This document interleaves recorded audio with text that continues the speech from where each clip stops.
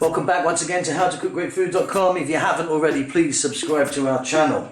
Okay, on the menu today I'm going to make a Ethiopian mild beef and pumpkin stew. Let's get started. I've got my pan here. I'm going to get some olive oil in there. This is really easy, this dish. I'm going to start off by putting in some sliced onions.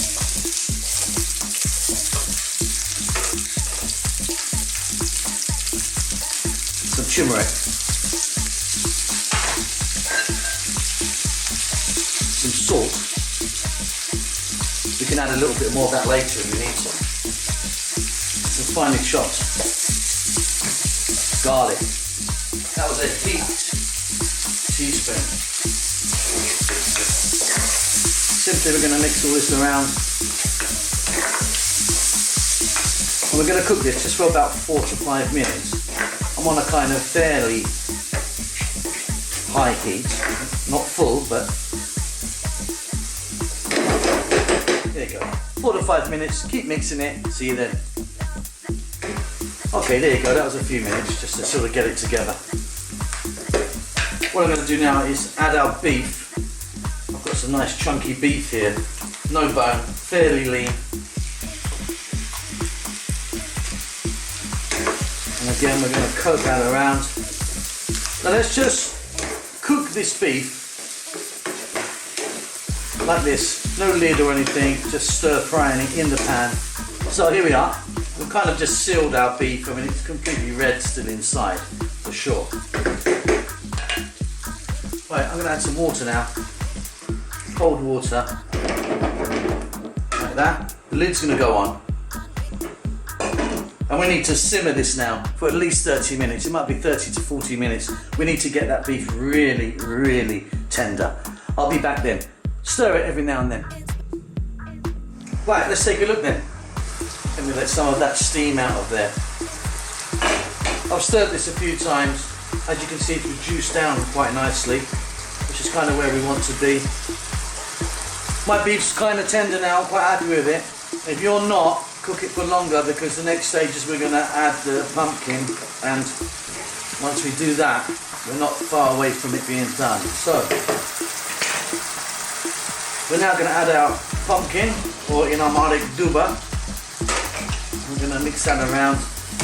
This will cook about the same rate as potatoes will, so at that size in this pot I would imagine about 8 minutes, I think, something like that.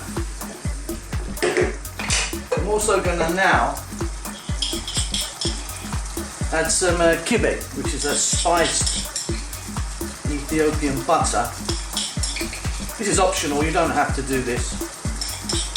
And if you don't know how to make kibe, then check out our other videos, because there's some videos there explaining how to do it. We'll just check this for salt again in a bit. But let's first of all cook our pumpkin.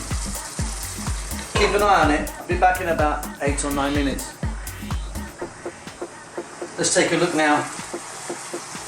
Put some steam out.